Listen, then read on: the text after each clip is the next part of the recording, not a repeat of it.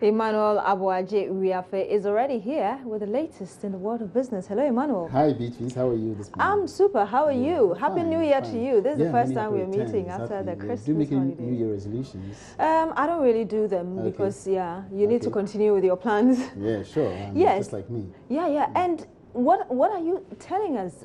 I heard something about government issuing another bond at the start of the year. Sure. Government is targeting to raise $500 million on domestic markets, and actually is going to list on the Ghana Stock Exchange today, later on today, to raise this amount of money to be used for various projects in the country. Give us the details, Emmanuel. All right, thank you very much. This is Joy Business. My name is Emmanuel. Government is set to issue its first domestic bond for the year later today. It is targeting to raise 500 million Ghana cedis through a 3-year bond to be issued by the Bank of Ghana. The bond, to be listed on the Ghana Stock Exchange, will be available to both residential and non-residential investors. Analysts had, however, warned the recent 1% withholding tax on investment income would negatively affect subscription of such a bond issuance. The head of the tax policy unit of the Finance Ministry, Anthony Jadra, explains to Joy Business the largely informed government's decision to suspend the implementation of the tax. We are going to the market with a 3-year bond, and I think next week we are going with a 5-year bond. Yeah. So with that, the 1% becomes a problem. So that's why government quickly said no, we have to change this. Whilst the argument was going on, the debt management division were coming out with a strategy to deepen the domestic debt market. And we should have considered that government in 2016 was going to depend more or a little more on borrowing.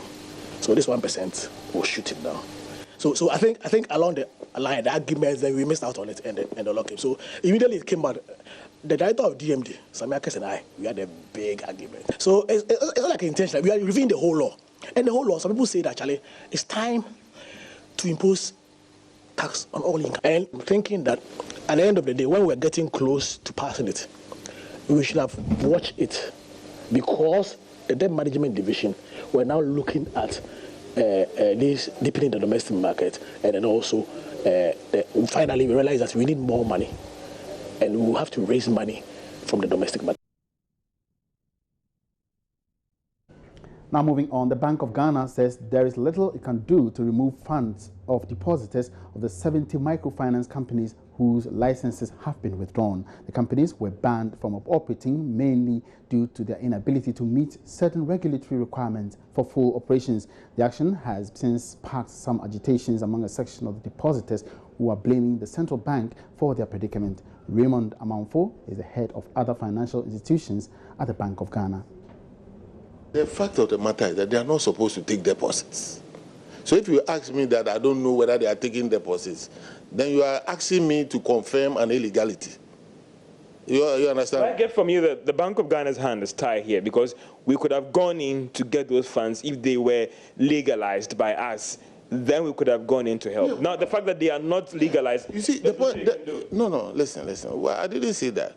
What I'm saying is that if a company is doing an illegal business, right, is doing an illegal business, my duty is to warn the public is doing illegal and hand them over to the security. They deal with it.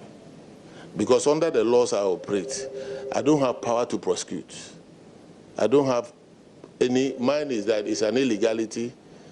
We advise the security, we close the company, the security handles the... Then it becomes an illegality, it becomes fraud, and they deal with it. Meanwhile, the Ghana Microfinance Institutions Network GAMFIN is worried about 30% of microfinance companies operating in the country are not properly monitored and regulated because they are not registered with any association.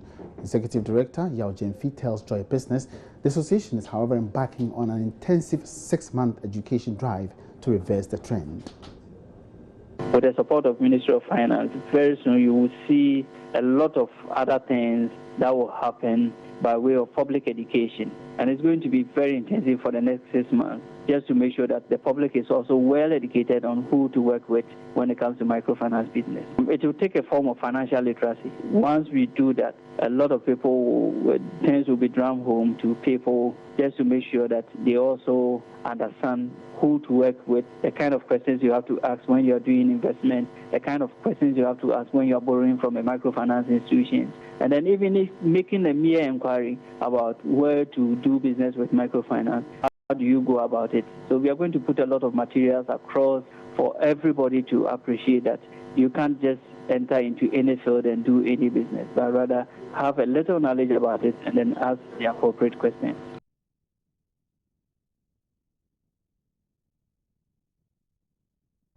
Now some downstream petroleum news. The chief executive of the Ghana Chamber of Bulk Oil Distributors, Senor Hossi, says but for the taxes, consumers would have enjoyed substantial reduction in prices of petroleum products. This follows the almost 30% hike in petroleum products which came into effect on New Year's Day. Speaking with Joy Business after a press briefing, Senor Hossi said consumers must blame the newly introduced taxes for the sharp increase in prices of petroleum products and not importers and exporters.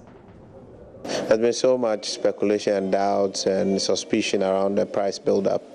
And also, you know, this parliamentary thing that got out, I don't know who leaked it out, but and there was a suggestion that they gave us, what, 5%, and then we went round to increase 28%. And the numbers, we wouldn't really be talking. This tax is not my business.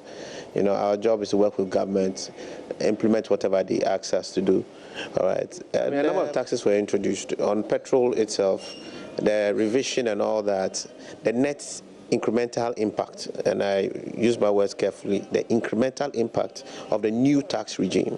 For petrol, for instance, is at 86 point something pesos. Then you have for diesel standing at 93.09 pesos, and then for LPG you have 33.6 pesos per kilo. All right, that's been the incremental impact of the tax. All right, but with this tax, a part of it we will be beneficiaries of as BDCs. There's about 15 pesos that's been allocated out of a total 94 or so for us. A part has been allocated for power, a part has been allocated to fund the toll debt, a part has been allocated to fund the road fund. That tax regime is what's really affected the pump price.